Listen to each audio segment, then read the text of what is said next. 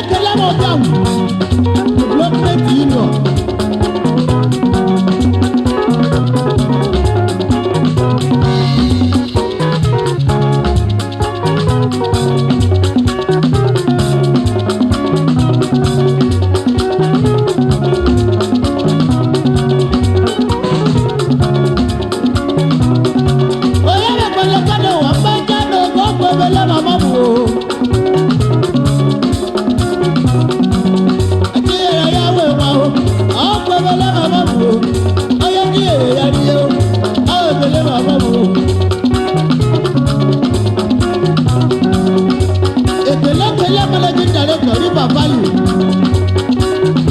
Sokoto.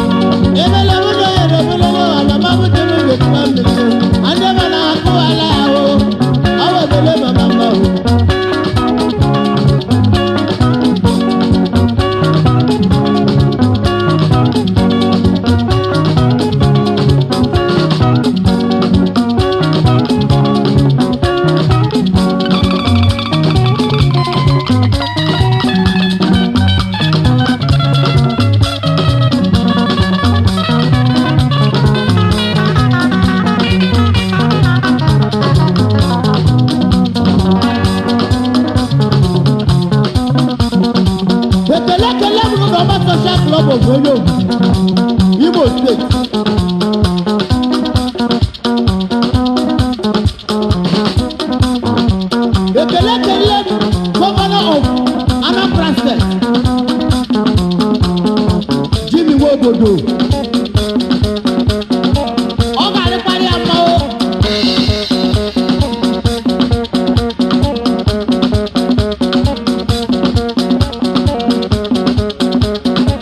Long live Anambra State.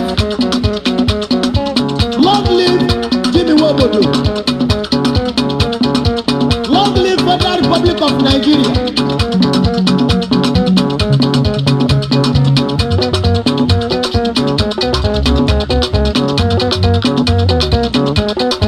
Ka Chineke chiri elu weta ekebie. Kpuchigide anyị ka ọkụkọ ji wee kpuchigide ụmụ ya. Ebe o!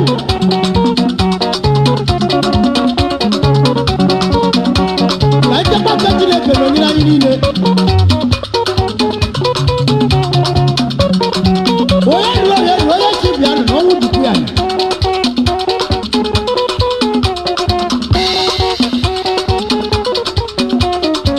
Onye ka anyị lapara anyị ele anyị wadụpụ na bịa kwụọ. Ebe o! Kuta kuta. Demo International. Ekele ekele Clement Felix Abe.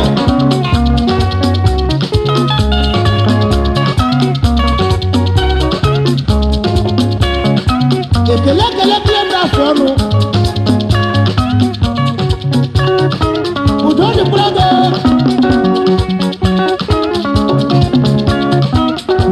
Ebere ebele amama dị ndụ amịrị o. Ndị mana akụwala ya o.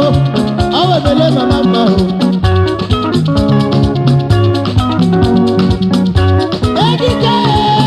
Edike bụ ụwa ya, mama m dị n'ebe, ebele ebele mama m o. Ebele ebele n'ụwa, mama m dị n'ụzọ kuma kuma kuma. Ndị mana akụwala ya o. Ọ webele mama m o. Ekele ekele Prọfesọ John Ọkpara. Onye mekwere ihe n'ụwa mkpali. Edike bụ ụwa ya.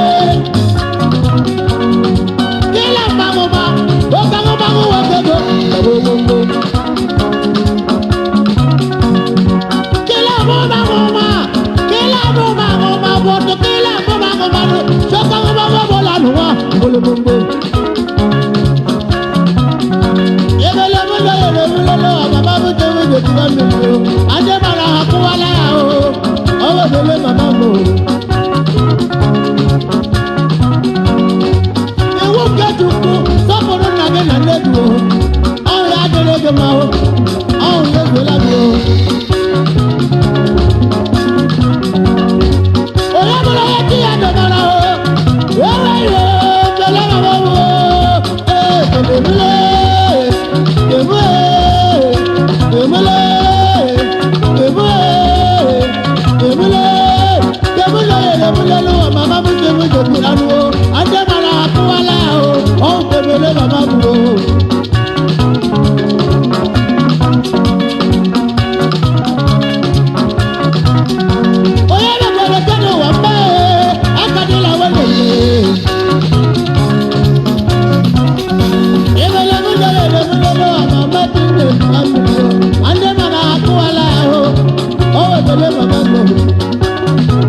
Some White Enterprises Nigeria Limited.